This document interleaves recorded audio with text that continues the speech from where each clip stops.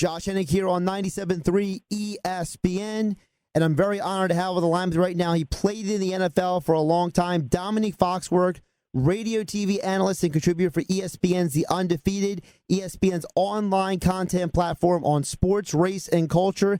Check out his writing at undefeated.com. Also, check out his radio show Sunday mornings at 9 a.m., The Morning Roast, here on 97.3 ESPN. Domonique, how you doing today? Doing great. Great to talk to you. So, with all this stuff going on with, Aaron Hernandez, everyone's got an opinion about the what, when, why, and all this kind of stuff. But I look at it as a bigger overarching issue with it, which is you see how we live in a world where people perceive athletes through this lens that is so subjective that it really is sole opinion. It's actually not based on who those people really are. Yeah, I think that it's probably human nature to kind of simplify, and I guess stereotype is probably the right word. When you there certainly are enough athletes out there doing things that are reprehensible, probably is the right word for it. Hernandez is included in that, and then many other guys who've done things. There are enough of them out there to give athletes and football players specifically kind of a bad rap. But I think for the sad part is that, as it is with many things, the perception is kind of formed based on opinions about those select few guys, and it's not necessarily true of everyone. So I don't know. I think no matter what happened or what anyone's done, I think the loss of life is kind of depressing, frankly. So when Aaron Hernandez took people's lives, that was awful. And when he took his own life, allegedly, that's also awful. So it's really nothing to celebrate in that particular situation. What do you think the reason is for the wreck on the side of the road mentality? The concept of people drive down the road, they see a car accident, they slow down and stare at it for a good 5 seconds. We do the same thing with these athletes. Someone like Aaron Hernandez does something horrible, we all zone in on it. But then you have someone like LeBron James. The dude has raised millions of dollars to send kids to college. We totally overlook that. What is with the obsession with all the negative about athletes? Yeah, I think that's like salacious sales. So I don't. If you look at what kind of moves the needle in entertainment, it's not like mini-series about someone's nonprofit. It's about sex and death, and those sorts of things are attractive. So it's I'm not gonna condemn sports fans or anybody necessarily, because it's what's attractive. It's what gets people excited. It's why TMZ is getting bigger every year. So it's not. It's who we are. So we can all kind of point the finger at someone else and say that they aren't. That they're like less than us because they're into those sorts of things. But the truth of the matter is, we all find that stuff more interesting and engaging, as sad as that is, than the extraordinarily positive. Domonique, when you were playing, were there certain stories or situations that came up that really bothered you as an athlete? You're like, come on, guys, you don't even know this person, you don't even know me. I think that more than anything, I would get upset with guys around the league, frankly. It's because and it's easy to do. I think I'm more mature now, and I have a little bit better perspective. But at the time, it was kind of like guys would get in trouble, and you would just think that it was dumb. Like that was easily avoided, which in many cases it is. But I think I just have better perspective about how people come to the decisions that they make. So I was on the Denver team. I was drafted my rookie year. Me and Darren Williams were drafted together, and we kind of became really close friends. And after our second season together, he was murdered in a nightclub. So that really kind of, outside of a nightclub, that kind of changed my perspective on all the all the extracurricular things outside of the team and at nightclubs. And I kind of became a little bit more reclusive than I was in the past. So I think my perspective kind of changed, and I had a hard time understanding the way that other guys would kind of, some guys, it certainly wasn't the majority of the league, but some guys just would take risks. But at the same time, you play professional football, so we can't necessarily be surprised that people who play professional football are willing to take some risk off the field too. Talk with Domonique Foxworth. He played in the NFL at cornerback. He now is with ESPN as a radio and TV analyst, contributor for ESPN's Undefeated, ESPN's online content platform on sports, race, and culture. Check out his writing at theundefeated.com. Domonique, I want to ask you, because you were drafted, you play in the NFL. I mentioned the subjective views people have, and I constantly run into people who literally will just judge an athlete, not based on what they can do on the field, but their height, how fast they are, if they can jump high, if they can't jump high, what school they went to. Right. How exasperating is it for a guy who went through the draft process like yourself to hear people critiquing, and it's like, dude, you're not even judging what I did on the field. You're judging things I had no control over. Yeah, I mean, it's you get used to it. Like, it's par for the course. I think by the time you get to the NFL, anyone who is thin-skinned, not to say that that conversation and people writing and talking about you doesn't bother you at all, but anyone who's thin-skinned can't make it to the NFL, and they certainly won't last for long. So I think it comes with the territory. It's unfortunate, but that's the way it is. And you get an opportunity every Sunday, I guess, to put out there who you are as a player, and hopefully people will use that to judge you. And I mean, you're right about I think all of us, we kind of make snap judgments about people. It's instinctive about people based on the way that they look or where they're from or something like that. And it's the same in everyday life as it is in football. So it's just as unfortunate there as it is anywhere else to go out there every Sunday and try to disprove your naysayers, which is a luxury that many people don't have. Domonique, you have something in common with John Ross, which is you went to the combine and ran a 40 with just stupid speed. Talk about how the perception for a guy who has that kind of speed, it almost changes how teams look at you. Oh, yeah, it certainly does. And I don't know. I don't have the same speed as John Ross. I ran a 4.35 at the combine. I think he was in the twos. Am I right? That was.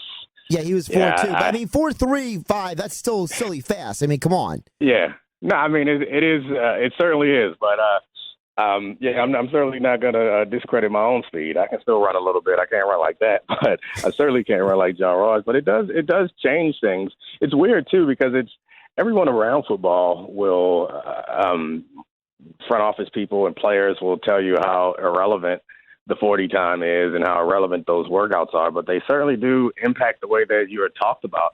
And that combine number travels with you for the rest of your career. So I may never have run a 4.35 before then or after then, but I ran it that day on the combine. So from then on, I was a 4.3 corner, and 4.3 corners don't have trouble finding work because people respect that about you. So it means a lot. I think one of the guys, corner from Florida, Tabor, who's coming out this year, is actually one of the most talented corners out there. I think a lot of people were excited to get him, and then he went to the combine and ran a 4.7, which is not a corner number, and that's mind-blowing. So I think that some people will really be tested how much they believe in that 40 time or not, because he didn't look like a 4.7 guy on the field, but he certainly ran a 4.7 at the combine. You were drafted in the third round by the Broncos. Here in our area, the biggest need a lot of people consider for the Philadelphia Eagles in the draft is cornerback. I've contended that when you draft a guy, you need to be sure that he's going to be able to translate that skill set to the NFL level because, in my opinion, I think cornerback is one of the hardest positions to play on the football field. So as a former corner yourself, talk about the transition from college to the NFL game. Yeah, you're definitely not going to get any disagreement with me on corner being being the hardest position, at least physically, to play in the league. And that transition, it can be difficult. I think why people they miss on drafting corners and have trouble with drafting corners is because I don't think that the athleticism necessarily is the issue. If you are athletic enough to cover the best receivers in college, which all the corners at the top of the draft are, then you're athletic enough to stay close to the best receivers in the NFL. So I don't think that's the problem. I think we underappreciate how vastly different the talent at quarterback is in the NFL and in college, and that makes it very different. So that the accuracy, the quickness with which they make decisions, all those things, people don't think about how that affects the corner. You just think about, hey, can you match up with this receiver? But your job gets that was the biggest change for me when people ask me, like, who was the best receiver I played against in the league. I name names that normally don't pop to the front of people's minds because I'm actually thinking about people I had trouble with, and I had trouble with them because the quarterbacks were good when I think back on it. So that's one of the tricky things. It's hard to measure that, and that's how people, in my mind, that's how people miss on corners. So I don't know. It's safer to draft corners from bigger conferences, I would think. But even when you look at the big conferences, there aren't very many good quarterbacks, as you can tell by how weak this draft is for quarterbacks. So drafting corners is not easy. We're talking with Domonique Foxworth. He played for the Broncos, the Falcons, and the Ravens. He's now an ESPN radio TV analyst, contributor for ESPN's The Undefeated. You can check out his writing at theundefeated.com. Also his radio show, Sunday mornings at 6 a.m., The Morning Roast here on 97.3 ESPN. Domonique, when you look at guys who are playing corner, whether they're college guys or NFL guys, what are the things that you look for that tells you this guy has it and this guy doesn't have it? Yeah, I think ball skills are important, and I think like the fluidity with which they can move. That's something it's tough to test, but there are some agility drills that you have at the combine that help with that. But it's still when you're at corner, you don't know when you're going to have to move or in what direction you're going to have to move. Like just about everyone else on the field has a kind of route to run or an assignment. The linemen know where they're supposed to go. They may not get there, but they know where they're supposed to go. The same is true for receivers, quarterbacks, running backs, everybody, O-linemen. The corner is entirely reactionary. So being able to not necessarily look athletic when you know where you're supposed to go, but react smoothly is something that I look for when I'm watching corners on film. And then again, it's the ball skills, and that's kind of where the quarterback comes into play. If you are good enough to stay with a guy, then many college quarterbacks won't throw it there or they won't throw it in the catchable position. But in the NFL, you never really see anybody open if you think about it. People catch the ball and then there's somebody right on their back. So the corners are always close, but being able to look back and find the ball and break it up is something that it's a skill that goes overlooked, I think, often. And this draft, fortunately, has a lot of corners that I think are good at that. Before we move on, I just want to say I feel vindicated because I've been telling people for years that one of the most important things for a cornerback is fluid hips and footwork, and people make fun of me for it, and you just used the same word. So thank you for vindicating me. Yeah, no problem. When I was coming up in high school, right before I got a scholarship, I remember one of the coaches coming to my house and telling my dad, "Hey, I think your son's going to be a really good player because he's got great hips." And like the look on my dad's face, because my dad, I mean, he played football, but he's not like a football guy. And this was way back in the day before the coverage was what it was. So I don't think he understood that the coach was saying that meant that I could move well and I had fluid hips. I think that he thought the coach was just saying, "Hey, like you got a nice figure," like I was sexy or something. It was an ongoing joke for quite some time with me and my dad, where I see him and he say, "Hey son, you got nice hips." It's just weird, but so yeah, make sure you're clear when you're telling people about cornerbacks' hips that Right. You are talking about the fluidity with which they can move. Right. You mentioned the cornerbacks in this draft. Two of the guys who are coming out who consider some of the top guys, Marlon Humphrey and Lattimore, also from Ohio State, they both have issues with hamstrings. Do you think that is something that teams need to be wary of, considering these guys are supposed to be some of the top, but hamstring is no joke? Yeah. No, I mean, you have to be wary of injury with everybody in the league, but it's kind of hard. That's something that's impossible to predict. I think you could certainly find guys who didn't have injury histories and then suddenly do, and there are guys in the league now who have a hamstring issue here and there. So I don't know that it means that it's certainly going to be something that follows them throughout their career, but it should grab the attention of the scouts. If you can get a guy who doesn't have injury history but is equally as talented, obviously you would go that way. But it doesn't seem to be the case, especially with Lattimore. I mean, being 6 foot and 190 pounds and running 4.3, and he's probably the best man coverage guy in the draft this year. And he's like one of the few. I think there are a lot of really good corners in the draft, but he's one of the few guys that I think has kind of shut down like Pro Bowl level corner potential. So, I mean, if the worst thing on his resume is he's had a bum hamstring, that's different than a torn ACL or some other persistent joint issue. So, I would still draft him and just be conscious of it. Outside of Lattimore, who are some other guys that you look at and say, if I'm a team, I want to draft that guy who's a corner? Yeah, I mean, I think it depends some on the system. So you mentioned Marlon Humphreys out of Alabama. I think he's tremendous, and being a starter at Alabama means something. So that alone means that he is the best of the best. But I think the system that he fits into better is kind of a cover 3-like system. I think the Falcons probably won't be up high enough to get him, but the Falcons or the Seahawks, like a zone coverage team, I think for a guy like that will be great, because I think his man coverage skills are okay, but they're not tremendous. And I like Adoree Jackson out of USC. He's again, back to like high school recruiting. When you got out of high school, sometimes they would give you a position, but oftentimes they would just put athlete next to your name, and they would rank the best athletes. And I feel like Adoree Jackson is one of the best athletes in the entire draft. He's a corner. He's certainly good at it, but more than anything, he's just a great playmaker. He catches the ball well. He's a big play guy. He's somebody who's gonna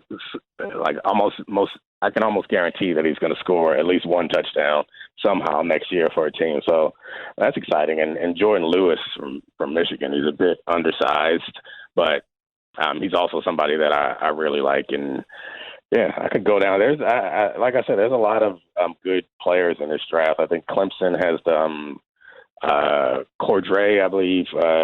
Tankersley is he's a physical guy down there practicing against a big Mike Williams receiver that they have, and he's a press corner, so he could fit a lot of different places. So I don't know. I'm not sure who will be available when your team comes up, but I don't think that anyone's going to be disappointed with the corners that they get out of this year's draft.